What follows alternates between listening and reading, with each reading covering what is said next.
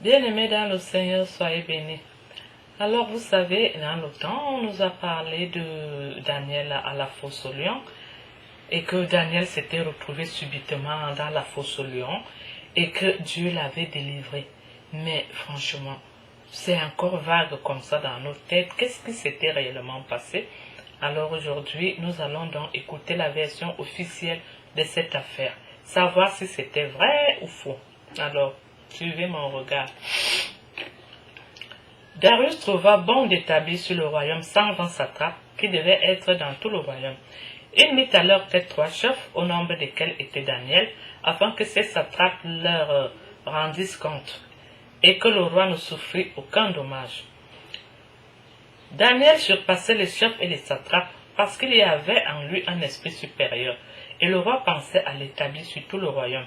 Alors les chefs et les satrapes cherchèrent une occasion d'accuser Daniel en ce qui concernait les affaires du royaume. Mais ils ne purent trouver aucune occasion ni aucune chose à reprendre parce qu'il était fidèle et qu'on n'apercevait chez lui ni faute ni rien de mauvais. Et ces hommes dirent, nous ne trouverons aucune occasion contre ce Daniel, à moins que nous n'en trouvions une dans la loi de son Dieu. Puis ces chefs et ces satrapes se rendirent tumultueusement auprès du roi et lui parlèrent ainsi. Roi Darius, vis éternellement. Tous les chefs du royaume, les intendants, les satrapes, les conseillers et les gouverneurs sont d'avis qu'il soit publié un édit royal avec une défense sévère portant que quiconque, dans l'espace de 30 jours, adressera des prières à quelque dieu ou à quelque homme, excepté à toi, ô roi, sera jeté dans la fosse lion.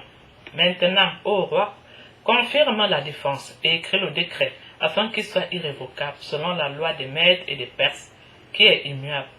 Là-dessus, le roi Darius écrivit le décret et la défense. Lorsque Daniel sut que le décret était écrit, il se retira dans sa maison, où les fenêtres de la chambre supérieure étaient ouvertes dans la direction de Jérusalem. Et 3 fois le jour, il se mettait à genoux, il priait et il louait son Dieu, comme il le faisait auparavant.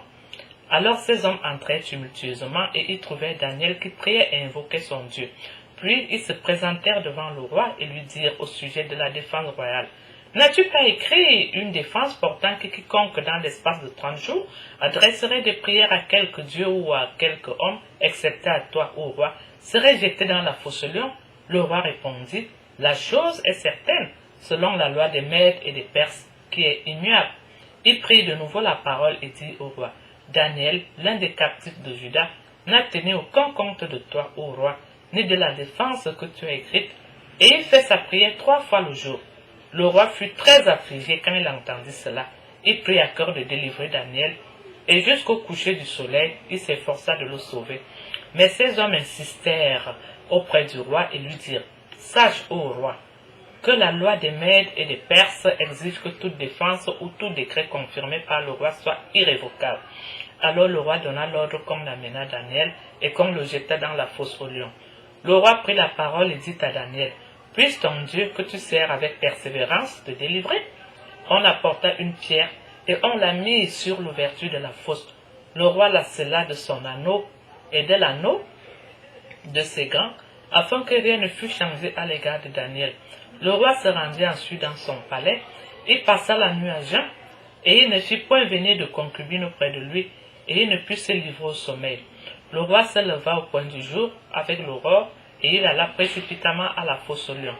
En s'approchant de la fosse, il appela Daniel d'une voix triste. Le roi prit la parole et dit à Daniel, « Daniel, serviteur du Dieu vivant, ton Dieu que tu sers avec persévérance, a-t-il pu te délivrer des lions? » Et Daniel dit au roi, « Roi, vis éternellement. Mon Dieu a envoyé son ange et fermé la gueule des lions, qui ne m'ont fait aucun mal, parce que j'ai été trouvé innocent devant lui, et devant toi non plus, ô roi, je n'ai rien fait de mauvais. » Alors le roi fut très joyeux, et il ordonna qu'on fît sortir Daniel de la fosse au lion. Daniel fut retiré de la fosse au lion, et on ne trouva sur lui aucune blessure, parce qu'il avait eu confiance en son Dieu. Le roi ordonna que ces hommes qui avaient accusé Daniel fussent amenés et jetés dans la fosse au lion, eux, leurs enfants et leurs femmes. Et avant qu'ils fussent parvenus au fond de la fosse, les lions les saisirent et brisèrent tous leurs os. Après cela, le roi Darius écrivait à tous les peuples, à toutes les nations, aux hommes de toute langue qui habitaient sur toute la terre, Que la paix vous soit donnée avec abondance. J'ordonne que dans toute l'étendue de mon royaume, on ait de la crainte et de la frayeur pour le Dieu de Daniel, car il est le Dieu vivant et il subsiste éternellement. Son royaume ne sera jamais détruit et sa domination durera jusqu'à la fin. C'est lui qui délivre et qui sauve, qui opère des signes et des prodiges dans les cieux et sur la terre. C'est lui qui a délivré Daniel de la puissance des lions. Daniel prospéra sous le règne de Darius et sous le règne de Cyrus le Perse. Mes bien-aimés dans le Seigneur, soyez bénis. Alors nous avons tous suivi ensemble cette belle histoire. Donc une histoire réelle et vraie. Bien-aimés dans le Seigneur, c'est triste. Mais vous voyez à quel point Dieu est puissant et qu'il délivre ses enfants. Il suffit d'avoir confiance en lui. Ayons confiance en lui. Ne doutons plus de rien. Ayons confiance entière en notre Dieu. Et il nous délivrera comme il a délivré Daniel. Imaginez-vous qu'on vous jette dans une fosse aux lions. Et tu te retrouves là-bas avec les lions. Aucun lion ne te touche et tout. Et le Seigneur envoie un ange veiller sur toi dans cette fosse aux lions-là. Et quelle était la fin de l'affaire?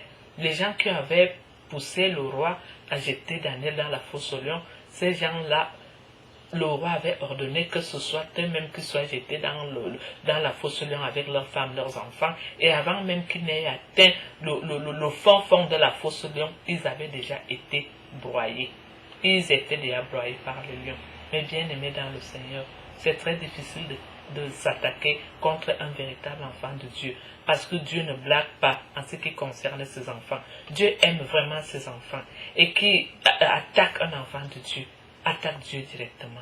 Alors, nous avons de la chance d'avoir ce grand Dieu qui veille sur nous, qui est pour nous. Alors, si Dieu est pour nous, qui sera contre nous?